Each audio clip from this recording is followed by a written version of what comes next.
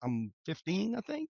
And they're like, oh, don't worry, we're going on the bachelor party. We're gonna get you in. And guess what? I'm with all older guys. Let your limitations expire, Jay. Yeah, it But expired, man. We ain't worried about that.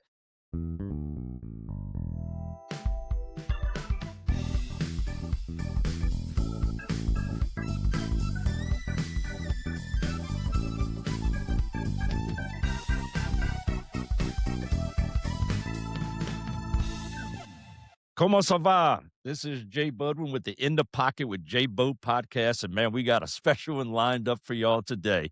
We're going to be talking about nightlife back in the New Orleans area in the 1980s and maybe even going into the 90s a little bit. So, all of our people back in Louisiana and back in New Orleans, y'all going to take a trip back in time with us, as some of these places we bringing up are definitely going to bring a smile to y'all face. But before we get started on everything, I want to remind everybody to follow us on all of your favorite podcast platforms. We're primarily on YouTube and Apple, and we're also on Spotify, on Amazon Music, iHeartRadio, and we advertise the podcast primarily on TikTok, Instagram, Facebook, LinkedIn, and X. So we're all over the place. You can't miss us. And I think Brennan had the idea for this thing, and we talked about it, and I talked to Theron, and we're like, man, we got to do this. I want to introduce our co-host, who is also a contributor on the show because he has been a guest in the past. I want to welcome Mr. Theron, the Big Turk Vincent. How you doing, Theron? I'm doing fine. Thank you, Gerald. I just got back from Belle Promenade. I had to hit King and get a new shirt to go out Friday night. And with it being Tuesday, I was almost late because, it's 2 for 1 with the Long Island iced teas next door. Moonlighting. I love it. I bet there's a lot of place to park at Belle Promenade these days, right? You got that right. You might need a 4-wheel drive, but hey, that's where it goes. Yes, indeed. And I want to introduce our guest that we have today from Barataria, Louisiana, Mr. Brennan Rojas. How you doing there, Brennan? I'm doing good, fellas. It's good to be on with y'all. And man, how do you follow that up with Darren? I mean, he comes right out the box with Moonlight and 2 for Tuesdays. I mean, come on. I thought that was going to be later in the show, I love it. I love it. So, man, we are going to have a lot of fun with this today. So strap on your seatbelts because we are in for a ride today. Before we get started, I'd like both of my guests to introduce themselves today for people that might not know them, but I know a lot of the people in New Orleans will. But Theron, if you would, go first, please.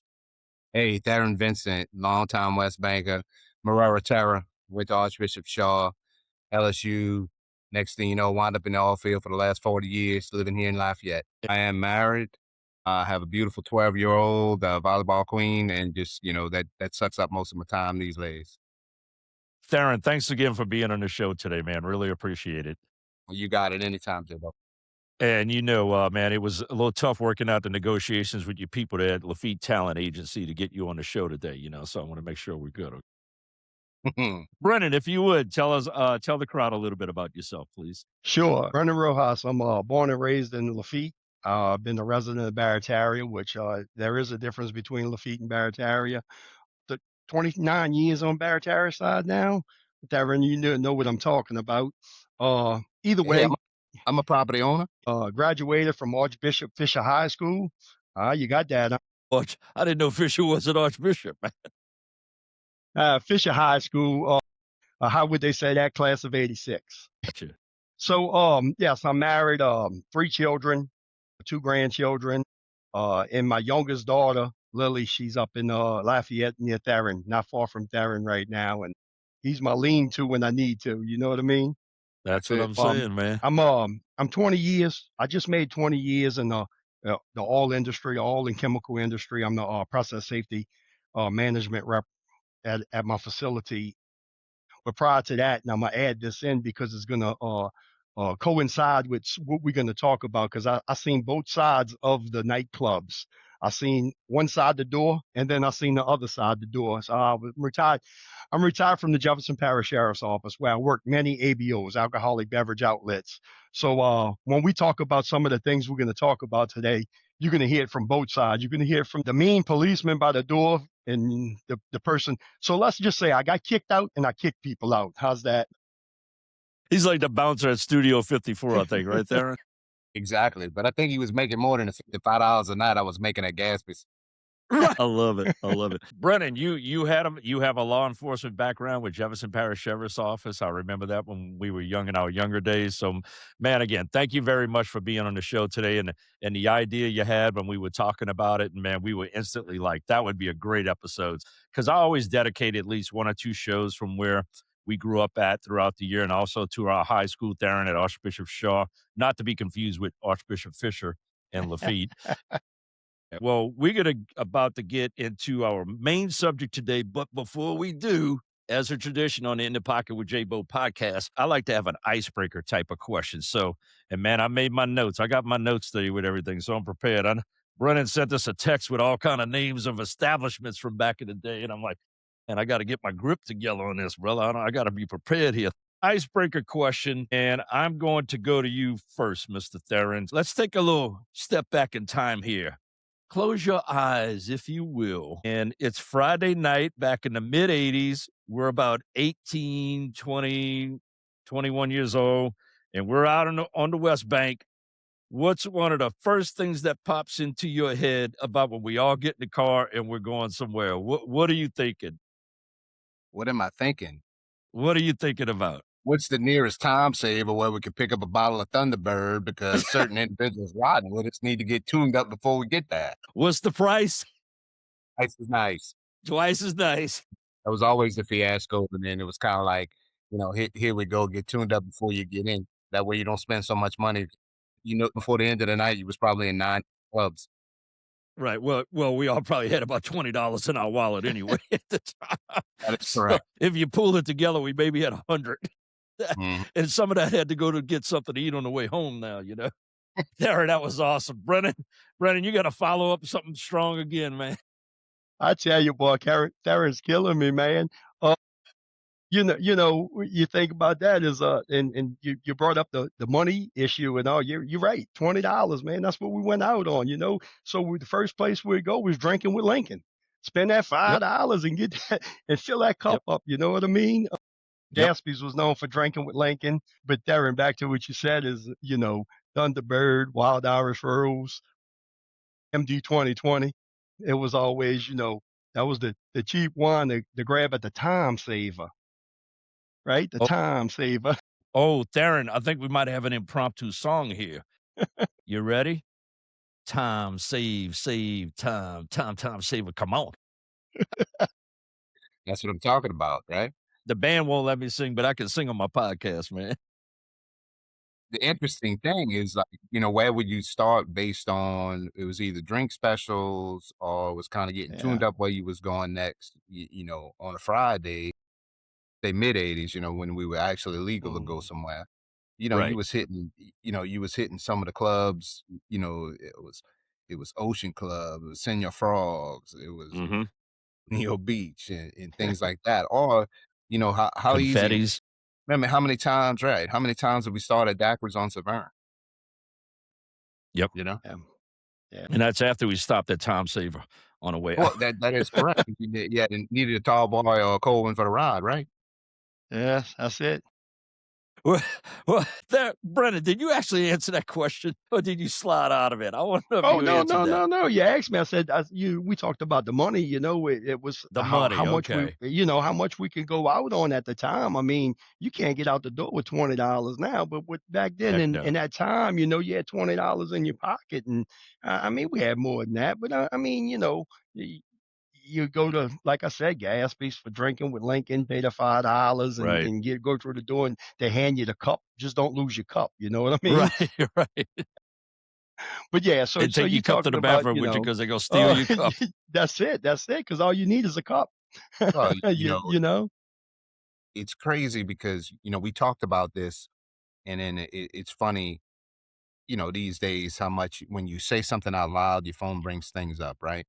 Yeah. So you open up Facebook, next thing you know, this stuff comes up. Oh, what you remember? Ain't there no more? Pages like that. And then people, this one cat had the whole schedule of everything we would do starting on a Monday, right? And you go through a Sunday, right? And and it's funny how, there's a generation that did this. It's not just like me or you or a little gang or a little group. Brennan said something the other day which made sense. It's like you had different little pods of friends and you would go different places depending. And it was kind of like we grew up so fortunate that you had all of this opportunity to go do whatever on whatever night. You could be uptown, you could be downtown, you could be, New Orleans, even, going out Kenner or go, Metairie and things of this nature. And you could do it all in one night, too. It Yeah. depends, what music was playing where, this kind of thing. And then, like you said, with the, in the 80s with the club scenes, I mean, you would hit, if one wasn't happening, you had 5 more choices to go and figure out where you was going to hang out. Yeah. And Yeah. back to the question itself, you asked, and it's like I think about it was the normal drag. There was times Mhm. where you got in the car. We would take the Lafitte LaRose Highway up, and of course we had our beverages for the ride, like Darren said, and then we'd pass by Oak Ridge, by the Dollar Show, and go through there, and maybe hit the Harvey Locks and see if anybody's hanging out, and then Mhm. okay, I got one for you. Who? Shakey's Pizza. How many times did we Yeah. start off? How many times is that Yeah. was our starting point? Shakey's Yeah. Pizza right there on the Stumping Expressway. Well, the one That on was a Terry Parkway we used to go to after Shaw games when I was in high school. Pizza Inn. Is where Pizza we Inn, go. right? Pizza Inn. Yeah, Pizza Inn. Pizza Yeah. Inn. Pizza Inn. Pizza Inn. Yeah, I'm sorry. Was it Pizza Inn or was yeah. it Shakey's on No, Terry Pizza's Parkway? Inn. Pizza. It was Pizza Inn. Pizza It Inn. was Pizza Inn Shakey's 'cause was that's at what I learned. Algiers too, though, wasn't it, Darren? Yeah. Yeah. Shakey's was at the West Bank Expressway in Stump. Yeah, it was by the West Side Theater where the Home Depot That's right. is. Yeah. Trampolines. Okay, They had the gotcha. Yep. trampolines Yep. on the side. Remember the Yep. trampolines? Yep. I sure do. And it's I funny sure do. because you were itching to go out, right? And I made Yeah. the joke about the merry-go-round and Chess King, but that's what you did, man. I needed a Yeah, new belt yeah, to go with my cool white shoes, right? Next thing you know, I had my Cavaricis on with a cool shirt, yeah, sleeves rolled up, and you started at one club and you wound up at 6, right? yeah. That kind Right. of thing. Because it was all about timing, right? Yes, Oh, the that's Yep. crowd it. don't show up What's at so this time. funny, That's no Yeah. it. cell phones, no way to hit each other up other than the phone at the house on the wall, or whatever before you left the house. There Yeah. was because y'all get in the car and go, there's no communication, man. That's it, And you found everybody. And you found it because most of the time, everybody was probably within 3 or 5 places, Yeah. And hey, Brian, we're gonna be out there at about 11. Y'all can meet us there, or something like Yeah, that. next thing you know, you're roaming around in the parking lot at Neo Beach going, "Hey, what's up?" Well, Yeah, that would be the thing. You would know who was there when you pull up to see what vehicles were in the parking lot. right. You know who's there, And be like, man, that's this girl's car. Oh, we going in here. Yeah. And depending on the era, and like Darren said, the group of friends you were with, there was almost like a timetable. Okay, we're going to start off here, then we're going to land at this nightclub, and Gatsby's was always the last place to go to. It was like route. You started off at a certain location, and then you ended up at Ziegfeld's from 11 to 1, and then from 1 to 3 at Gatsby's, and then Sometimes you would go to the furthest point. yeah, Or if you was lazy, you stayed behind on the West Bank. You hit the club early, and then because you yeah. knew all your friends was probably showing up at about 1. And then Darren, how many times we'd leave Gatsby's and end up, wait, we're not ready to end the night. Let's go to Old Charlie's, and then you eating breakfast at Shoney's next door. Yeah, several times. I'd say 1 too many. The sun's coming up when you walk out of Old Charlie's. Yeah, and one of the clubs we never mentioned in this pregame, right, was Kenny Vincent's Southside. Outside. I remember Sharky's going Reef. there. This is probably 85, 86. I remember going in there, and of course, it was like you played a football game for 8 hours because you had been everywhere in the night. You're all beat up, and it's like whatever time of the morning, and there's people showing up in there with either a suit and tie, like they went out before they were going to work and hung out in the club, and then went to work. You're like, Who does that? amazing, at that time and that kind of thing. And I tell you what, man, those were a lot of good times. But before we wear out this pregame and we're all winded before we get into the game time starting here in a second, I want to make sure we're not, overextending ourselves too early because I want people to listen to what we got to say here today because they need to listen to this, especially them young ones. So anyway, first question, and I'm coming to you first, Mr. Brennan. You're the guest. So what was your absolute favorite West Bank spot back in the day to go to? I know you talked about running the gambit and all that, but what's your favorite place you used to go to and why? Gatsby's. Because Gatsby's. when you walked in, you knew everybody. I Like mean, you Cheers just almost, right? yeah. I guess I was Norm. I don't know, but no, really. I mean, and statute of limitations expired, so I'm gonna go ahead and throw it out there. I mean, I started going in there at a very young age, and yeah, statute of limitations expired. I said that right. Yeah, you But did. no, We I covered. mean, hey, guess what? It was like you knew everybody. It's like, okay, so me and Theron, perfect example. I pretty much know I was gonna run into Theron once or twice. Going in there, I would see Theron. I would see people. It was Gatsby's. I think it was co-owned by three people, and one of the three people, one of the three is actually from Lafitte. And so there was a Wow, lot of okay. clientele. There was a lot of clientele from Lafitte, and I guess that's why it was comfortable. It was Gotcha. I was young and it was comfortable. So I would have to Gotcha. say that. I All would right, have to say cool. that one. You traveled in a pack, right? And then your Yeah. area where you grew up, you traveled with those people, and next thing you know, then you bled off because you met this group, you met that group, depending on what it was, and in the club, basically each club kind of had that same type atmosphere. Well, for me, it was it, the opportunity. That's kind of how I treated it. Like if I wanted to see so and so, I knew where they were. I wanted to hang out with so and so, I knew where they were. I kind of knew where you were going, and this kind of thing. It's Right. funny, I guess. Absolute, dog. You say that about what's your favorite? It depends on the minute because I've Right. had, you stretch clubs out through the West Bank and it was kind of like, you've had great times, across the board. Cause I'll tell you, I used to like going to Ziegfeld's and then Yeah. you transfer over to Gatsby's and they were probably 3 miles, 4 miles from each other, Yeah, but if that. sometimes on an odd night out, me and another little partner, Dwayne Melanson, would be somewhere on a Friday afternoon. And then next thing you know, we was in my father's junkyard till wee hours of the morning, dancing with all the other ladies from 4th Street, right? You better So, believe it. and, but I mean, it's kind of like the band, they were Small Pop before Small Pop was popular, things like that. Right, right. Yeah. And then next thing you know, bam, then this club comes around, Mudbugs. Mudbugs was so big. You had such a diverse crowd. You had, Huge. it was country, but it wasn't. And it was just kind of it was easy. You know what I mean? You didn't have to go traveling all around and risking the opportunity because of and things like that. But I mean, it's kind of Yeah. you wanted It was like something a new. diverse Gillies, it was Yeah, huge, yeah, but it was exactly. very diverse. It was definitely not all country music because they had all kind of Mhm. music in there. But the There was a place was crazy just thing. huge with that racetrack dance floor they had. I guess we talk about the crowds. It's funny how you would see the same people at the same places, but then you always saw somebody new. You always ran into Yeah, somebody. Sure. Yeah. It's kind of like, you know, like he said, he was known, but then at the same time, there's people that he didn't even know. Right. that's right. Right. And we may be getting a little out of sequence, but I just No, it's to okay. comment on Darren's Mudbugs deal. So I'll say something from the other side of the door of Mudbugs, right? When I worked Mudbugs, I worked the detail. I worked the door at Mudbugs from the day they opened to the day they closed.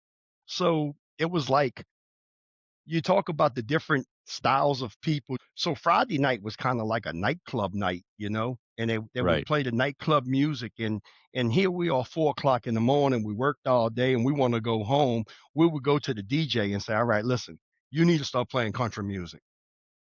On a Friday night, they'll start playing country music about 4 o'clock and it clears out the place. And then on That's funny. Saturday night, it was kind of like a country night. And you Right. had all the cowboys coming in with cowboy boots, cowboy hats, doing the two-step on the dance floor. And now we ready to go home. We the detail officers out by the door. We want to get out of there, right? And it's 4 o'clock in the morning. We go to the DJ. Listen, you need to start playing some of that nightclub music. Put on the nightclub music. Everybody So would you switch leave. them up, right? We would clear the location by the music being played. I love Yeah. it. That's funny. That's a strategy, brother. That's what that is, no doubt. So Look, I flipping want to right go back back, at you, Jago. What was your favorite? man. Back in the day, my favorite, we talking about the West Bank now, so I'm gonna have to say something on the West Bank. Probably, man, it's probably gonna be it's a tie between Gatsby's and Ziegfeld's, I gotta say. It's a tie. I Yeah. mean, Ironically, the most fun time I ever had at Gatsby's wasn't inside Gatsby's, it was right outside Gatsby's, and we just, by chance, a bunch of us just ended up all being in the parking lot, like 20 of us. Darren, you were there, and all of a sudden, Rennis Blanchard's out there, and Phil Wagner yells at Ren, "What's up, Jed Clampett?" And dude, he starts dancing like Jed Clampett about 1,000 miles an hour. We couldn't stop laughing, and he looks over at us and goes, "That was funny." We were rolling. In typical Rennis, man, he was amazing. The dude was just awesome. Yeah. And, man, and then boom, about 5 of them got in the car, Theron, and they were gone. Just Yeah. boom, just like that, you know? And, but when you walked into Gatsby's, if I remember, you walk in through the door, and there was a room on the left, and I think it had some pool tables. Then there was a room on the right. I don't remember much about that room, but then you go towards the back, and it was a disco. I mean, it was a That's right. disco. That's right. And, In in every the sense back of the is where word. they had the bar on the right. I remember Yep. that, and Raised bar on the right, mirrors on the wall. Yeah. yeah, it looked like So something out of Saturday Night Fever in the back, and they play that, they play an old Gap Band and disco. Theron knows that's my music, oh man. yeah. Rick James back Oh in the day, yeah. boy, and Earth, Wind and Fire, and man, I loved that place. We had so much fun there, and then Ziegfeld's. What Mike Stahl says, Ziegfeld's, and we would go there. And I don't know why, I always end up being there a lot with, Greg Stahl, with Big Hank. And, man, we would just be in the parking lot and we'd have a Hank Williams Jr. 8-track, and we'd be playing it and listen to that for about half an hour before we went inside. And then we'd go inside, and it was just that place was funny because we were working out a lot at, Jimmy Gobert's gym back in the day over there, and then at Ricky Torres's place. You remember, Theron? Yeah. Delta Health Club, and then Jimmy's was, Grecian, and, man, we'd end up seeing all our buddies in that place and all kinda, women out there. We just had a lot of fun out there, and again, dancing and talking crap and all that stuff, but just a ton of fun, back in those days, and then always we'd have to nightcap it with, stopping at like, Brennan said, Shoney's Big Boy, baby, and go to Shoney's and kill that breakfast bar. We'd probably end up at, all of us sleeping at Greg Stahl's house, watching Smokey and the Bandit reruns, Yeah. Yeah. Poor Coach Bubba. and that was Yeah. Thursday night. Well, But Jake, yeah. your description of Gatsby's, you're 100% correct. You walk through That's the what I doors, thought. and then there was a room on the right, and now there was a name for that room. My memory's not as good as it once was, but there was a name for Theron. I don't know if you remember what they called that room. And then the room on the left was a long bar along the wall, and they had the pool tables, and then that had a doorway to the dance floor. And then as you walk It past did, down the right. hallway past the bathrooms, that's when it kind of opened up, and the dance floor was on the left with the lights on the in the floor, On the floor, and the and then on the mirrors, right was the yeah. big round ball with. I got to give the shout out to little John, the bartender, and Chris, and trying to Eugene. I don't know if y'all remember those cats. Man, I that's think crazy. I can I tell you, don't Chris. I know Chris and John are nurses till this day. Yeah. Nice. Yeah, those are my 2 favorite places there, and I had to have a 1A and a 1B, but because when I think about those places, all I could do is laugh and smile, thinking about the times we had, Well, that was, like you said, we touching in the 80s, it was true club days, right? I mean, Right, people right. actually went places and danced and wanted to be seen. So, and that's really what it was all about, because it was funny because you'd hit so many spots because you wanted to be seen, That's you know? right. You work your Yeah. way Right. out in Metairie, you had confettis, you had, And it's funny because we were on the tail end of which it turned into a few different places. Remember, it was a crash landing, had the plane. The yeah, plane. yeah, Yes, the yeah. plane. Right. Yeah, That That's where I right first on. heard Another One Bites the Dust by Queen. That's it what I Yeah. turned always in, remember Yeah. about Right that. on the interstate service road. yeah, it turned into Right on Scandals, I service road. believe, Yeah. is what Yep. it had worked its way into. Then what was Confetti's turned into Senior Frogs, and That's right. it's kind of, it was funny because you'd have these makeovers in all these clubs, and next thing you know, it was the same people rolling around to and some kind of new shirt, right, and kind of hanging Right, out. Yeah, right. "Hey, man, yeah. where'd you get that shirt?" And it's funny, we talk about this today, and we talk about the clubs, and we hit the different clubs and this kind of thing. And then on Sundays, bam, you see all the same people you saw every night be bars on the lakefront, right? At So the Yeah, lakefront. boss on the lakefront. yeah, Without a doubt, man. Wow. yeah, Yeah. Well, look, as we hit talking it. about the lakefront, that's going to get me into question number 2 here. And thinking about these nights. So we all pile into the car. And one thing I got to remind y'all of, whoever was driving the car controlled the music. That was always the best part. So if you're going to ride with Mike Toops, it's going to be cold because you got the air conditioner on max high. Darren, and what's he going to be listening to? Frankie Beverly and Maze. That's it, boy. Yeah, but I don't care if it's wintertime. In the Fairmont, Yeah, there, Fairmont. the air conditioner's not going to be on high, Brennan. It's going to be on max high. Wagner would get in his car going, God damn, man, it's freezing in here, too, you idiot. And then Mike would tell Mark, put on Zebra. Wagner don't like Frankie Beverly Maze. So we all pile into the car, but whoever drove the vehicle controlled the music. So that was the fun part. And that's when, like, if Presteberg, if Duck was driving, we all had. That's when I started liking Tom Petty and all that stuff back then. Was riding with him, and he never listened to all the stuff I was listening to. So it always made it fun. So we're going in. We all in a vehicle. We going across the river. So we could end up on Bourbon Street. We could end up in Metairie somewhere, or out at the lakefront or something. So as we're going out there, just tell me one wild story. You can give me the minor R version. And y'all get in the car and we're going across the river to go somewhere. Frank's Wharf, remember Frank's Wharf could be there, anywhere across the river. So what's one of your favorite ventures that y'all did that comes to your mind? What's one of the first things when y'all got in the car and y'all headed across the river, Brennan? Talk to me. So heading across the river, it was always the French Quarter, Bourbon Street. We're gonna hit it, and of course during our era, it was Macy's. I mean, that's where we Ooh, would go. You know, the skinny stairwell. I mean, the You stairwell come wasn't made for two people to go up at the combine the same take. time, no, or it one to was come not. down and one to go up. You know what I mean? Yep. Yep. Sometimes you went down the fast way, not by accident. Right. Hey, baby. But they're just walking the Bourbon Street route, and funny story. I say funny story is, I love Lucky Dogs, man. Yeah. We hit Bourbon Street. I mean, we're gonna get a lucky dog. We will get a lucky dog, and I'll never forget.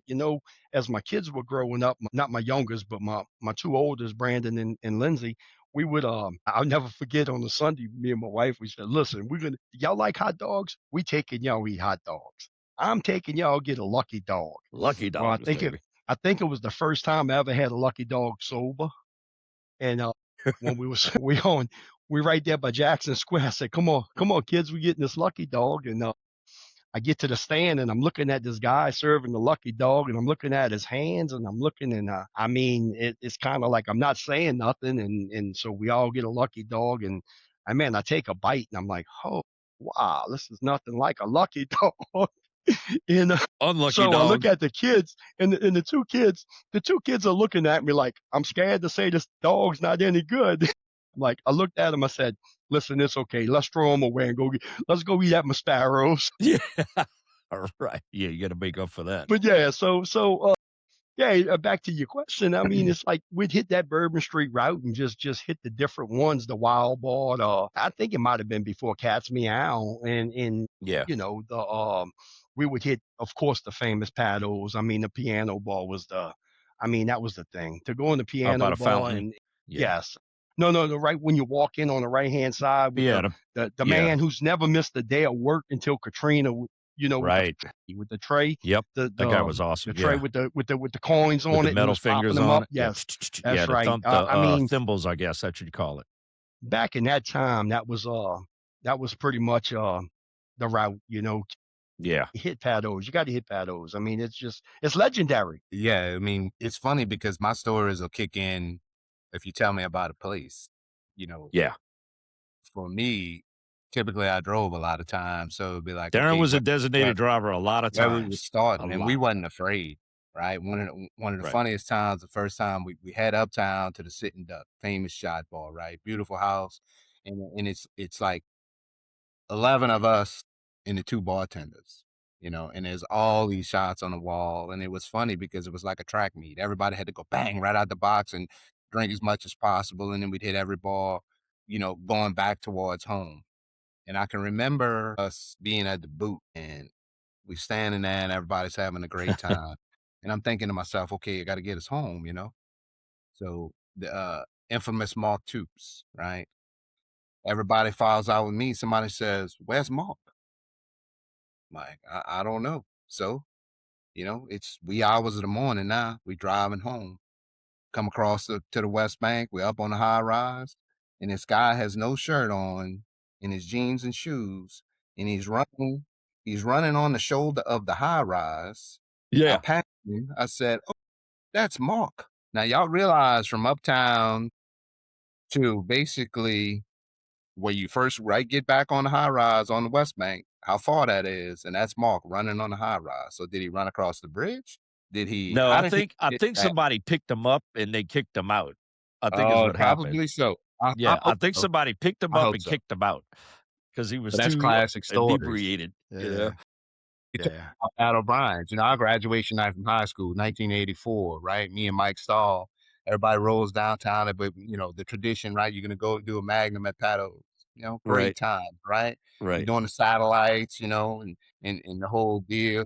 Somebody brings the Magnum.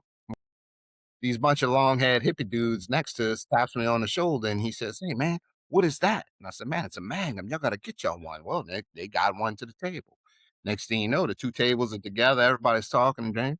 And somebody asked, "Well, man, who are y'all?" "Oh, we the band Night Ranger." Holy crap. Wow. Yeah. Wow. Yeah, and it's funny because they in jeans and whatever, and here we are in all the '80s cool clothes, right? Right, Yeah. right. And the whole deal. Fun times, and then of course wind up in the infamous music. You know, Darren, you brought up the cool clothes a couple times. Did you have a velour shirt? yes, I did. I had more. That was the thing. Stop at Bell Promenade, get that new velour shirt. Hey, look, I ain't gonna lie to y'all. I got a pair of. I probably could put them on eBay, but I got a pair of white jabots in my closet as we speak. White. White, and Remember one time, they are from the '80s. They are from the '80s because I bought. I remember Man. buying them. I bought them for a grade school reunion, and it's in the picture for the proof. I believe it. And leading up as you was saying that, I was waiting to hear Calvaricci's. I was waiting to hear this say you had a Calvaricci's, pair of yep. Calvaricci's. Yep. Well, look, I had the shorts. Speaking of Barts, right? It show up in my Zeke Cavaricci shorts on a Sunday. Boy, I don't think I've ever seen shorts. Calvaricci shorts. Did you cut them? Did you make them? no, that was a No, purchase, dude, he boy. bought him his shorts. That was a purchase. Dude, Yeah. look, let me give you Theron, brother. Theron could have been a model of Fabio back in the day, dude. Oh, he used to dress Theron to the knew how T. I to know that. strut. He knew Hey, how Oh, to he used to dance. dress. What was the He was the man, brother. what was the magazine that used to come out with the club clothes and had the cool dudes on there? I remember that. I used to get that in the Sure. mail. Big Mo's.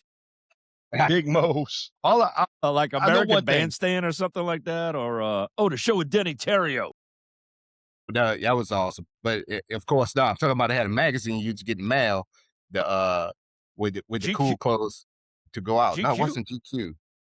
Something men. Men's Fashion or something. Men's Yeah, health. Phil's man. Fashion Box from Fred Sanford. And Guys I'll groovy say grab this. bag. Not only did Theron dress well when he would go someplace, for certain parties, he dressed to the T with his costumes. Dude, And I'm Theron was thinking a of two player, parties in dude. Look, particular.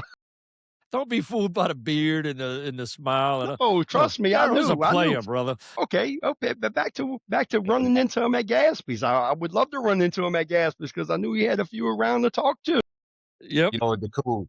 It's funny because we did it for a long time. It wasn't Yeah. like, like I said, there's a, in this list, like I said, we were talking about Facebook and people's different memories, but I remember the routine, right? Parlays on a Monday, Ernst Cafe on a Tuesday, Right. Wednesday, Que Sera, right? Okay, Yeah. Sarah. It's one thing we didn't bring up is our taverns around town, Parkway Taverns. How many Oh times my did God, yeah. Yeah. You know, Parkway was so strong through the 80s and the early 90s. I Yeah. mean, it's kind of like, Yeah. and again, talk about a diverse group of people. Man, People from yeah. uptown, downtown, Yeah. Metairie, That's Big right. you time. know, it's just, you know, That's like you right. said, in this, and, you know, big club hit the scene, you had city lights, right? And then, of course, you know, everybody was pretending to be pretty, right? And it Right, was, right. it was, Yeah. you know, and really, it just, you know, you had the different denim and diamonds, Mustang Denim side. and diamonds must. Yeah. Yeah. So I learned this from the bar owners with Mudbugs, working with the management very closely. Uh-huh. That in I mean, I guess it doesn't need to be said. It's just a common knowledge. But I learned from them that, you know, a nightclub is a fad. It's gonna come and go. Right.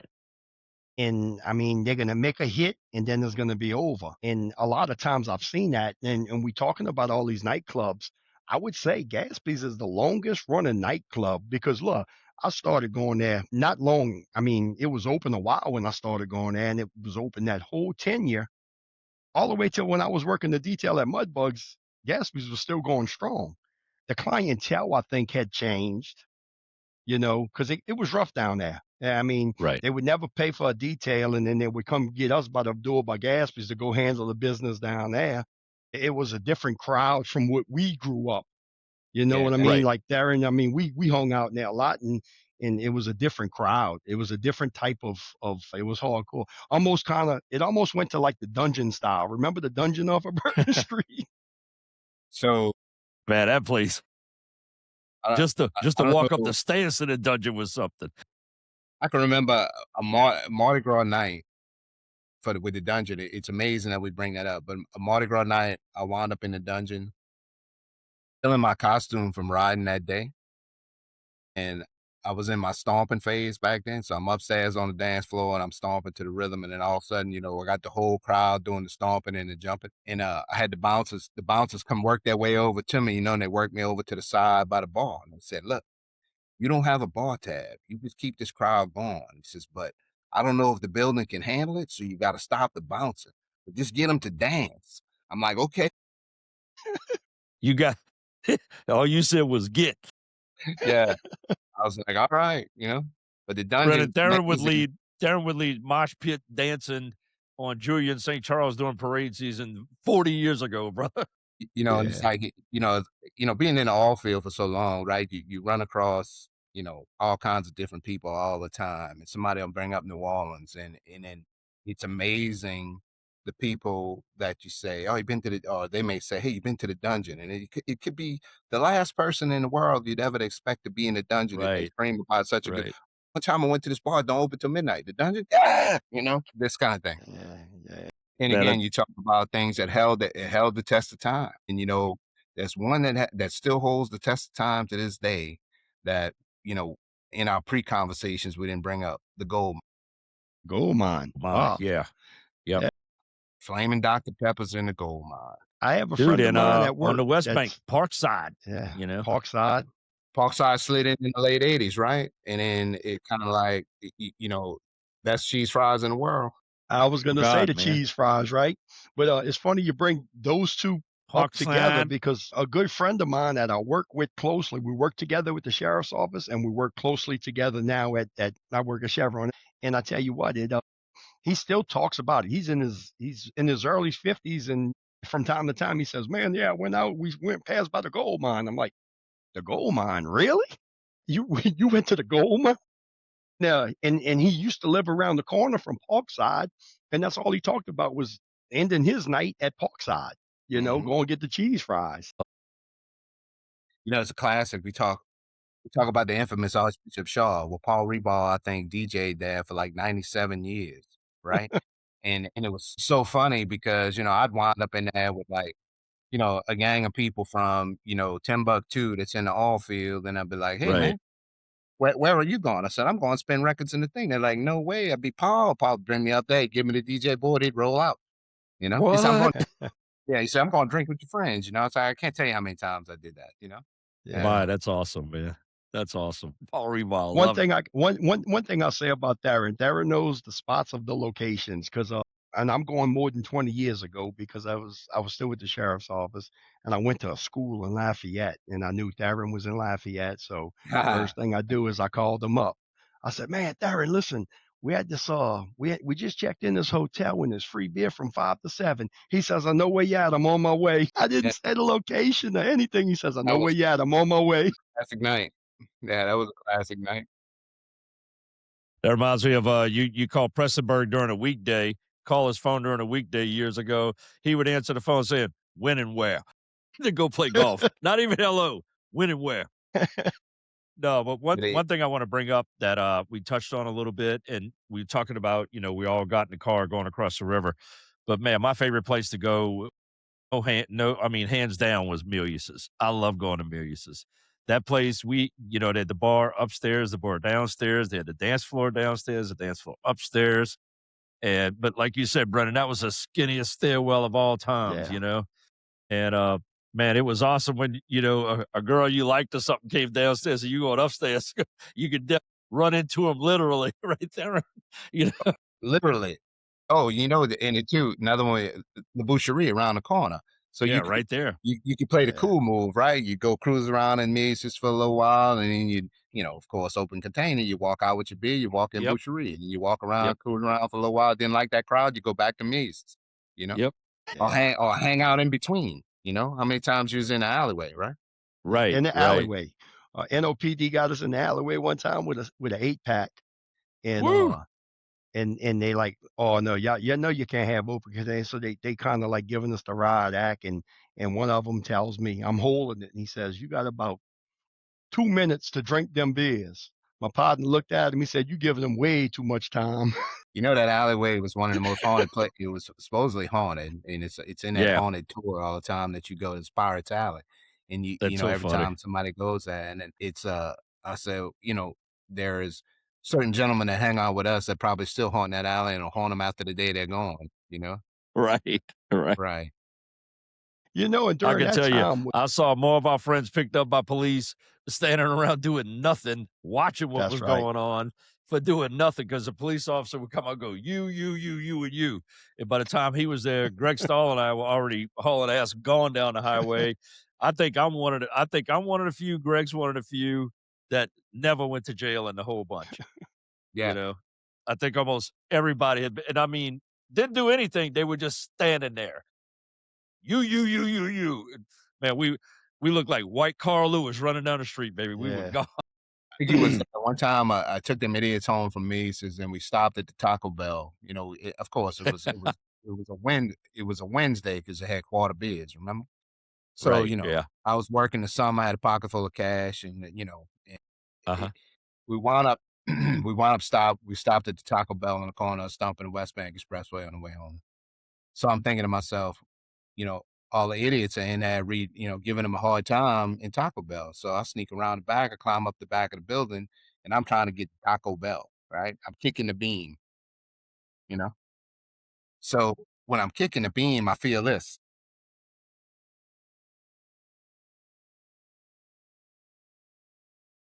And Sheriff slowly, Bufati Justice. yeah. Gretna Bufati Justice has got me. Says, "Come with me, boy." Climb down the back of the building. He said, "Hey ho, what you was doing up there?" I said, "Well," I'll tell you the truth. I said, "I was trying to get the bell." I said, "How cool that would be up at LSU at our call it." Shake said like that. He leans into me, and then he stands back. He goes, "You ain't drinking, are you?" I said, "No, sir, I wasn't." I said, "I'm the designated driver." He goes, "Well, you're about the stupidest designated driver I've ever met." He goes, "Give me your driver's license." I gave him my driver's license. He goes to the car. I'm standing there in the back of the building. Now, everybody inside don't even know where I'm at. Comes back. He said, "Man," he says, "I'm just give you all for the warning." He said, "Hey, don't do that stupid shit no more." He said, "Now I got to go inside and fool around with them all them idiots you with." He said, "They giving them people a hard time." I said, "Ooh, can I watch?" He's like, "Yeah, stand right here." I tell that story to this day because that is the worst feeling in the world. I felt, I'm like, I'm Hey, on what's top of your the building. name, boy? Yeah. Oh God. Oh man. I love going to that place. That was so much fun, going. Man, we always had a good time. I never remember us having a bad time, except for a couple of buzzkills were, typical fights that went on. And, we tell people, don't go out there and watch it. Don't go out there and watch it. And of course, there would be at least one of the same two doing it. And they would be Yeah. end up in lockup. And one thing I wanted to talk about with that too is with Milius's stuff is one of the biggest buzzkills I ever had before was my sister happened to show up there one night. Darren was there. Princess. And she was about a year younger probably than she should have been going in there, but I'm not going to go any more details. So now I'm going to really see if she watched the podcast. And she's like, "Hey, big brother." I'm like, "What are you doing here, man?" Darren and all them clowns behind me cracking up laughing. Your sister's here. And she's like, "All right, see you later." And she's out there with her crew. But that's how it was back then, man. It's just, you talk about never knowing who you're going to run into, right, Darren? I mean, come on. Yeah, exactly. The world's as big as a nickel. And we talk about that, at that time, it was, you say it was innocent, but not really. But we were going out at 16. Yeah. I remember I had this lady's ID. Her name was Wilhelmina Jones. I found it. I found it in a quarter, right? I remember that too. Yeah. So I think I remember that. I was the youngest in my grade, and everybody was old enough to go out except me. And then I remember going to Mace where they showed it to the bouncer. He laughed and tell me to go in. It's funny. Oh, it was always a running joke, and I'd use it different places to get in, and everybody'd be like, "Oh, hey," and he'd be like, "You wasn't stupid enough to really do that. Come on in." I'm remembering now because I remember he would talk to a girl or something, Brennan, and we walk up to him, "Hey, Wilhelmina." Wilhelmina. Wilhelmina Chocolates. So, and it's one of the places we talked about in previous conversations is my talking about the West Bank and the nightclubs and all. The first one that I ever been to was I was standing in a wedding, a good friend of mine's wedding. I'm the youngest one in the wedding. They all of age. It was 1984. Whatever I was, 1984. The Forum, Bentley's was Bentley's on Manhattan. Fun times. I'm 15, I think. And they're like, "Oh, don't worry, we're going on the bachelor party. We're gonna get you in." And guess what? Yeah, and I'm with all older guys, and sure enough, they 15 years old, man. Yeah, think about that. Yeah, statute of limitations expired, Jay. Yeah, it expired, man. We ain't worried about that. Because Bentley's. Disclaimer: the names of the people have changed to predict. Yes, exactly. I won't name who they were, and I still see them till today, and we still talk about it. And I just because I was standing in the wedding, and they got me in, and man, that was the first bar I ever been into, and it's like, you walk in and you're like, wow. It was it was a classy joint. I mean, it was man. It was nice. It was a higher end club scene. And if I'm not mistaken, it was 21 to get in. Because that one, I think you're right, brother. And it was because another running partner of ours. I remember him and I used to go in there. Like we would try to dress up as much as we could just to slide in. Not even get asked about the deal. But of course, and then I'll never forget the first time we go in there. Names not to be mentioned, but me and Mike Stahl, we go in there. We hanging out at the bar, and we laughing and joking and this kind of thing. And this guy comes sliding up on my left. Little shorter guy, and he's like, "Darren, Mike, great to see y'all." Well, it was me and Mike's social studies teacher from grade school hanging out in the club. Next thing you know, he's buying us drinks, and hell yeah, yeah, yeah. It was like whatever age gap we had was gone, but it was hilarious, dude. Yeah, and Mike's got the jolliest laugh of all time, so he had to be cracking. Yeah. Mike's got the greatest laugh, man. And going back to I guess the younger years, and it's like I guess I was of age at the time, and it was like we had a Lafitte wedding. Darren, you know about the Lafitte weddings, right? We had a Lafitte wedding, so all my aunts and uncles is at this wedding, and they going out. They're like, "Well, come." Yeah, well, come on, Brennan, come with us. And I'm like, "Oh, this is going to be a drag." I mean, I'm going out with my older uncles and aunts, and like, where we're going to go. I mean, I go with my friends and I have fun.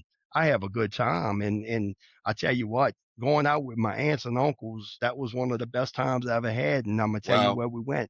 The Celebrity Club that was on top of Don Carter's and the Fat Cat. Oh, Yeah. Brennan, you just read my mind, Brennan. I was about to say we committed a sin because when Gerald first asked us what was our favorite club we ever went to, neither one of us mentioned the Fat Cat. We ought to be punched in the face. You're right. You're right. Yeah, The we gotta Fat have our Cat West Bank card suspended. Because I remember it's so funny, but I remember That bringing place, these man. dudes. I remember bringing these dudes to the Fat Cat. They're like, "Come on, let's go." I said, "Let's go," and they'd be behind me walking in because they knew by the end of the night they were gonna know everybody in the club. Oh yeah, Right, the right. Fat Cat, and the Fat Cat had the 2 for Tuesdays, I think, where you got 2 drinks, and it's like, wow. I go in there with a couple partners, and the first thing you know, there's 4 of us sitting there. We got 8 drinks on the table. I'm like, wait, they bring it out at the same time? Right. We sitting at a little round Yeah. table with 8 drinks on the top of it, So Yeah, you yeah, was it's talking about weddings. You talking about weddings, and it was no doubt you was winding up at the Fat Cat. oh yeah. We talked about Ziegfelds, but I got to give a prop to one of my partners, and y'all know him as do y'all remember the transition of Ziegfelds when it went to Sammy Martin Ziegfelds? Yeah. Yeah. Sammy, and the commercial would be Sammy Yep. Martin Ziegfelds. I got to tell you, for a few years in my middle school years, I grew up down the street from Sammy Martin, Sammy on Hero Drive, and what was his thing was the fastest white boy on the West Bank. Oh yeah, man. Yep. Yeah, Him Sammy and Mike Martin. Toops.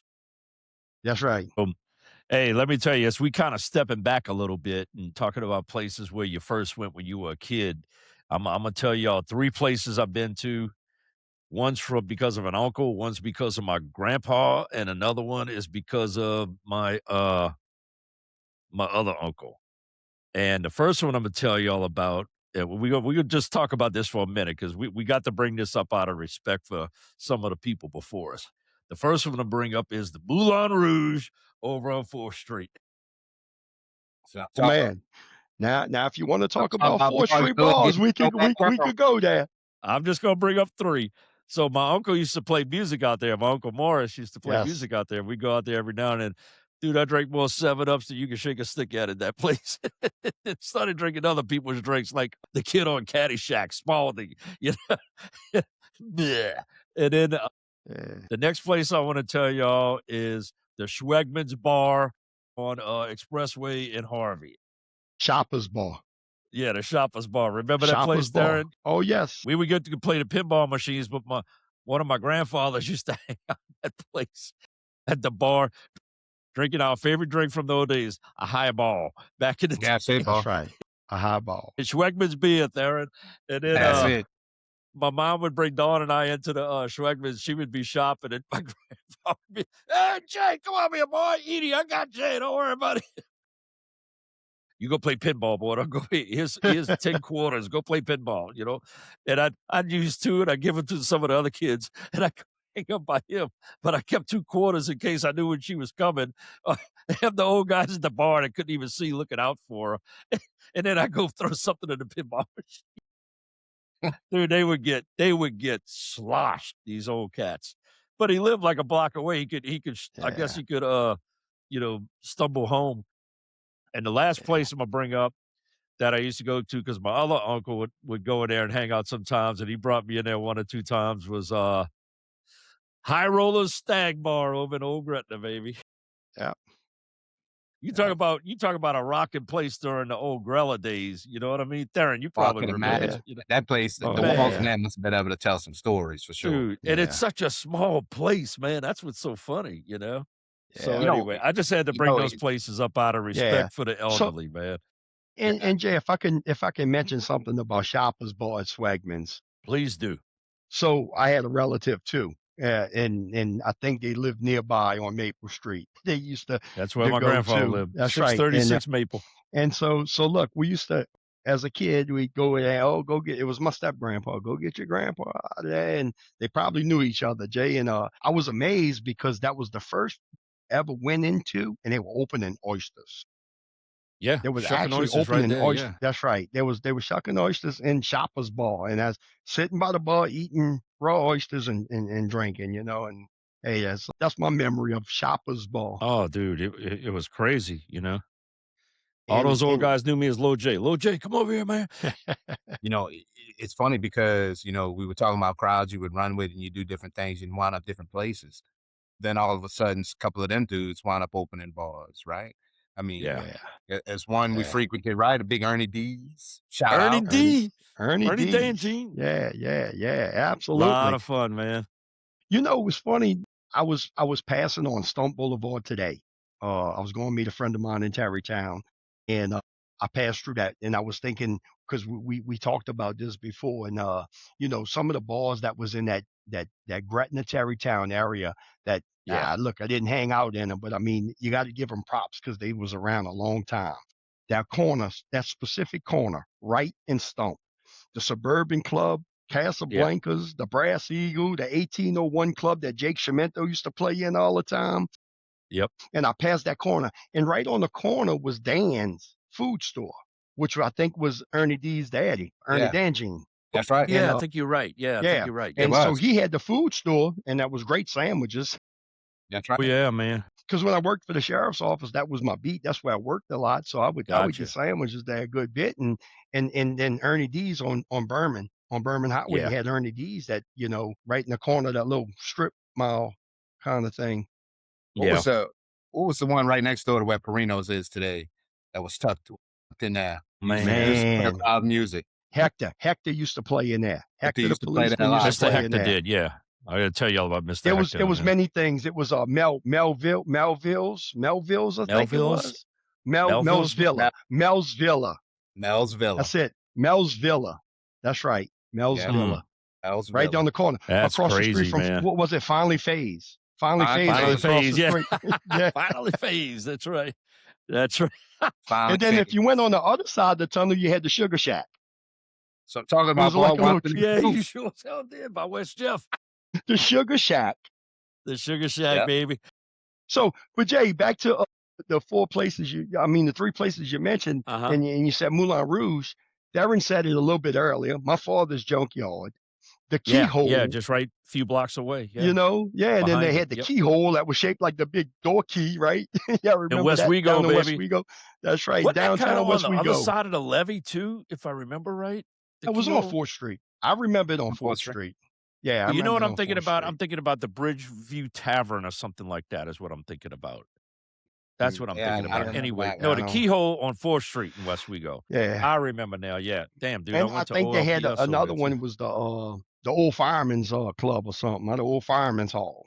Yeah, the old right Fireman's there. Hall. Right, yeah, the Old What was Fireman's it? Hall. Guys Pool Hall, brother, on the Guys Pool Expressway. Hall. It's one of That's the first places I absolutely went right. to.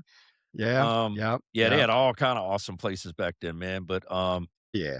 yeah, I'd have to. Well, they got a couple of old ones in West Wego too, man. I can't think of the name of one of them because I had some of my crew from West Wego and Bridge City I grew up with when I was a kid. And this is one point I wanted to bring up. I didn't want to miss us talking about this. And you know, like Darren said, you'd hang out with your buddies that you maybe lived in your neighborhood. And then you hang out with your buddies at school, and sometime you would see people, or people in your group would see their people. And like a bunch of us that went to Shaw, Darren knows, man, we had people from 6 or 7 different Catholic schools in the West Bank. And you'd run into, you know, they'd run into friends, I'd run into friends, and you see them, and then we're all ended up back together. So it would be crazy. But one thing I wanted to touch on is that with us going, with like Darren and I going to Archbishop Shaw was a little weird because we'd be West Bank, and then we'd be, you know, most of the time getting along okay with the John Errett and West Jeff crew and Archbishop Fisher. And then you go into East Bank, and, you know, Theron knows that's all the rivals, man. It's Jesuit, Holy Cross, Rummel, you know, even St. Aug, De La Salle. And you would be at odds with those guys a lot. Think about it, Darren, when we were 19, 20, 21, we go out. But then as we got older, now we all, you know, hug each other like we long lost family, and you know we miss each other so much. That's when you see people like that. But it started gradually happening more and more and more. And the rivalry thing went out the window after a few 2-3 years, I think 4 years. But man, after that, you would be so glad to see somebody that was, you know, another rival school or something. I mean, y'all talk to me about that. You know, I mean, talk to me about that. You know, we all had spirit. I mean, we all had we all had spirit. That's what it was. You know, during that time, and it was, you know, like us. I'm played, you know, smaller school. on a, Right. back then it was what, quad A. Well, y'all were quad A. Shaw was quad A. Fisher was single A. So we would go out and specifically like to the boot or the sit and duck or what have you, and we running across players that went to, I'll name some of the schools: Ecole Classique, Crescent City, Ridgewood, Yeah. Country Day. Because we was all single A schools, and yeah, you're right. Right. During that time when we was in high school or right out of, we of course we would see each other and kind of like, oh, here we go, but Yeah. as we got older and we remembered each other, and it was like, we still Hey, had bro, spirit, what's but up, man? yeah, exactly, but it was that's how it was. Yeah, it's just a lot more fun, though. Go ahead, just on Darren. the West Bank, I remember the difference between playgrounds, right? We were Yeah. hard. You had Harvey, That's you right. had Terry, Kings Grant. of course it was Terrytown, right? Yeah, Terrytown, you yeah, show up, you get yeah. a jacket. So The Irish. well, show Right up. on. We keep bringing up Mises, right? Well, that was like a sentence, right? And I remember it was like they had a big old fight. They had a big old fight at the alley. All the cops showed up, and then everybody runs inside buying each other beer. I'm like, what just Yeah. happened? Yeah, We had a reckoning. yeah, what just happened? And now, Yeah. Brennan and the rest of the Smokies showed. well, yeah, well, look, and one person always comes to mind because I remember them being in a fight. It was Mossy Mother, right?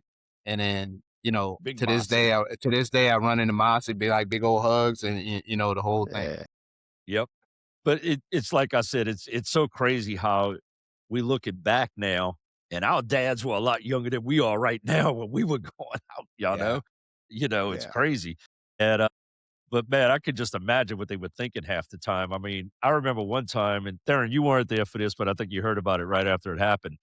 Is maybe you would, I don't remember. We were at my house, and I'm just gonna say one of our friends, I'm gonna protect the guilty again. One of our friends said, "Man, we're gonna get an earring."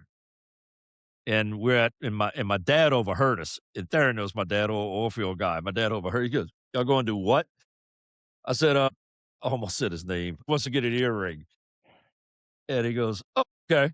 He said, "What are you doing?" I'm like, "I don't know. I'm thinking about it." He goes, let me help y'all out."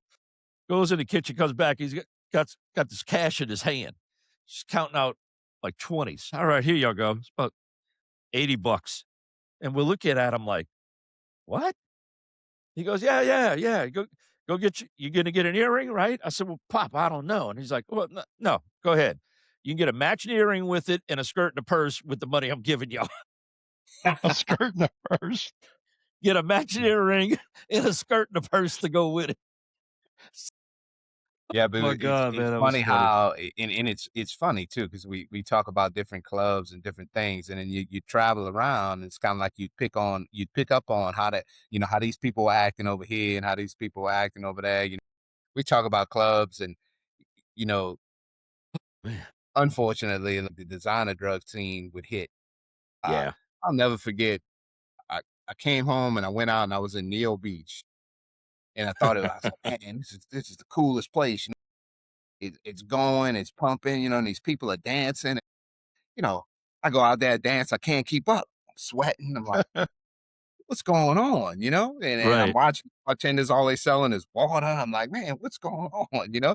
Just watch this whole thing. And I was like, how stupid and naive am I, to know Yeah. what was going on out here? And Darren, to that point, you would look on the dance floor and they're all doing this. Yeah. They're all doing this. Yeah.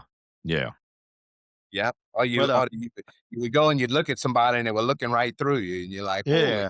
yeah. And speaking of wee hours of the morning, I was like, oh well, change of venue. Yeah. Yeah, exactly. Oh man. Darren, what was that place? I don't know if we brought it up. I can't remember now. The place right over the Huey Long Bridge on the left. We used to go to a lot. Kind of a big place, kind of nice. In Not Old Man Clearview, Rivers. not Clearview. In that right before the mall, right before Clearview Shopping Center and all. Not Yeah, but Clearview right as you Shopping come Center, off the never Huey mind. Long Bridge Yeah, on the left, there was kind of a bit fads. That was it. I couldn't Fads. remember.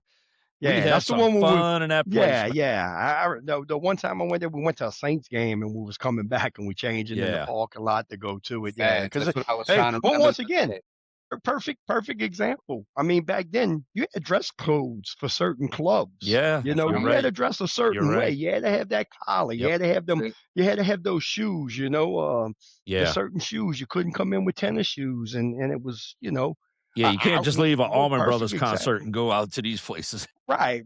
So the way we was dressed to go to the Saints game, we couldn't enter Fad, so Mhm. we had to change in the parking lot. And Yep, it's 100%. but dress code was the thing at the time. I mean, a lot of Definitely places dress didn't code. allow jeans.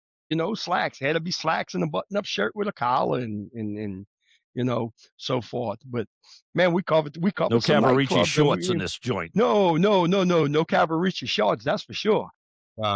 It depends on, because, I was wearing them clothes. But What? No. What? but it's funny too. We mentioned bars. I know it's a couple of the good times we had would be after a Saints game. We go out to Yeah. bar, and the players would show up late. Yeah. What about what was the place in the hotel by the Superdome that The everybody Hyatt. went to? The Saints Man. players would go there a lot. Oh man, I am trying to think of the name of I that can't place. remember and it. was the I'm drawing a blank. I think Buddy D and them used to do the show in there Yeah, after they the did fact. yeah. Man, I'm drawing a blank on it, and it was very popular during that We got to time. think about it after the show. Oh, no doubt. It's like Fads. I thought about Fads after we hung up the phone the other day. Fads, that's it. Okay. Oh, Dude, yeah, that's we what- used to have fun in that place. Jay, if I could, Go what's ahead. one, what's one that's an old one too, talking about, and I'm just thinking about Mattery, the Bengal. The Bengal. Man, yeah. The Yep. Bengal. The Yep. Bengal. That's They had right. one in Baton That's Rouge right. too. That's Yep. right. Hey, speaking of your Lafitte crew, me, Carol, and Duck, and the Wow. And the Bengal. Bengal. Yeah. Oh yeah. And Yeah. So it's so funny. I spent the night with them in the Bengal. Like you say, like we whole different crowd, this kind of thing. yeah. Oh yeah. Come 2:00, we roll out. They going home. I went back to Lafayette. Yeah. So for the two people he mentioned is very close cousins to me that I still hang out with today a lot. No, go ahead. I'm sorry. Jay, there's one story I'd like to tell with Mudbug scene with the when I was working as a detail officer there. And Dude, you could have some stories on that. Mudbugs it peaked.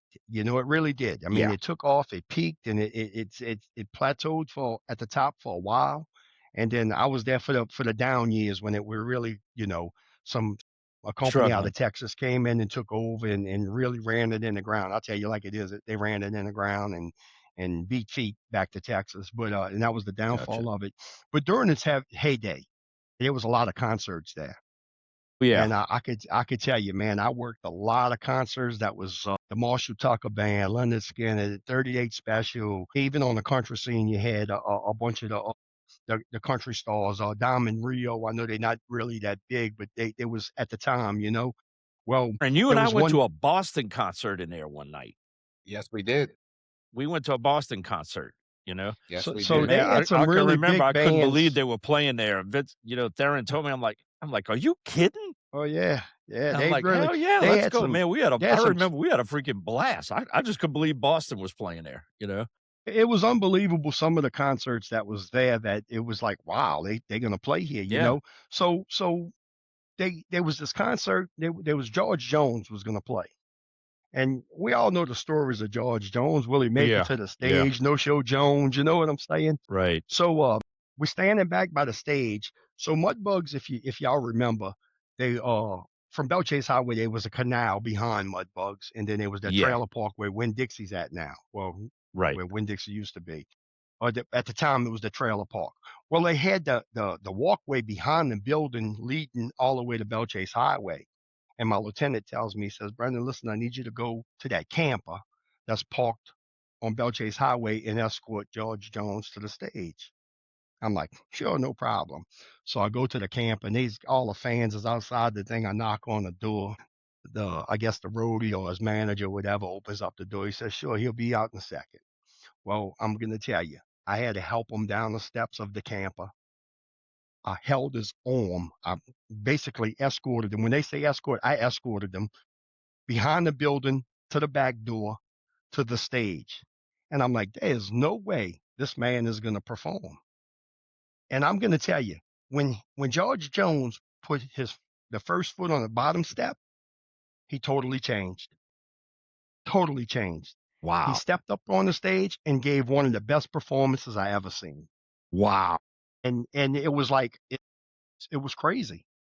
You hear about all these big stars and all, and it was like it was that was I have a lot of memorable moments there, of course, but that was one that Sure. really sticks out. It's George Jones, Yeah. That's crazy, man. and then to top it off, I had to escort a second person from the camper to the stage, and it was Aaron Neville. And because Aaron Neville redid that song Grand Tour, Yeah. Yeah. and Yeah. and George Jones made a big old announcement. I escorted Aaron Neville to the steps of the stage, and George Jones proceeded to, say, I was contacted by a New Orleans musician, and he asked if I can redo my song, and he does it better than me, so I'm gonna ask him up on the stage and perform. And I tell you, it was one of the better moments at Mudbugs. I can tell you that. That's awesome, man. Yeah. That's Yeah. amazing. I've seen, it's funny because with Jay, saw Boston, I saw Fabulous Thunderbirds, Travis Tritt. Yep. Travis Tritt. Travis Tritt was popular back then too. Yeah, it just was, and Yeah. it was crazy because the place was so big Yeah. that it might have been crowded in certain sections, but you could find a place to hang out and not be everybody on top of you. That's right. It was crazy. It was that place had a run, man. It really did. Yeah, no did. doubt about that. It did. And on a concert night, one of the things that was so recognizable, it was like there was so many people in this place, and the doors were closed. And if y'all remember, it was the opening to Zaire, like it was like a Kmart or whatever it was. Mm-hmm. So you had your double doors I coming remember. in, and then you had your doors going into the nightclub itself. So during a concert, those doors would stay closed, and you really didn't have much traffic going in and out. When a concert would be over, we would step outside into the parking lot where people was leaving. When those doors opened up, you would swear the building was on fire with all the smoke coming from underneath the like so secondhand smoke, I guess we got it. Yeah, right. Man. Yeah. Yeah. But that's when you know people out the night before in their clothes. Oh yeah. So but that was some I would not want to be knowing society how it is and all. I tell you what, I wouldn't trade the world for the way we grew up, man. Absolutely. That was I easy. wouldn't trade the world. We didn't know it, but it was easier than what it is now. Yeah. Significantly. And we traveled in packs a lot, which was good. Right. Yes. It's funny because I was just reading an article yesterday about Yeah. the club scenes are changing. Alcohol sales are down because everything either psychedelics or gummies or things Right. of this nature because people That's don't right. drink like they used to, or the younger generations don't drink at all. Right. Yeah. It's something in that all nighter in the club, that kind of thing. Brennan, you brought up Bourbon Street. Yeah. I can remember walking out of Lucky Pierre's in its daylight, right? I can remember walking out, it's cracking daylight, and I whirled into Tailgating on Bourbon Street to get a roll, and he's not mayor of Hammond. He's standing behind me, and that was my ride home. Yeah. Tailgating, the big flat shrimp on a stick. That's it, boy. Oh yeah, I remember that now. That's right. Tailgating. Man, what was that country place? What was that country place in Gretna where the Cylinder Hotel is? What was that country place back over there? Broncos. Man, we used to go there every now and then too. We always had fun up in there. That place was fun. Yeah. I definitely remember that one. But well, man, we covered a lot of ground out here today. Boy, did we travel today? I think we've been traveling all over the place, but no, it was a lot of fun back then. And again, look, I really appreciate you guys coming on here to take a little step back in time. And I mean, I think this is something we could do a part two, in the near future or something like this. Just nightlife, because the stories, and maybe we can get somebody else to join us too and talk a little bit more. But go ahead, Brennan. Jay, I would like, because we definitely have to do a part two, because we didn't talk about some of the home parties we had that we should cover. Man, I remember one famous one though, Yes, a very famous one. And it goes into someone getting in my police car and moving my police car and getting on a PA hollering breaker 19 for the bandit.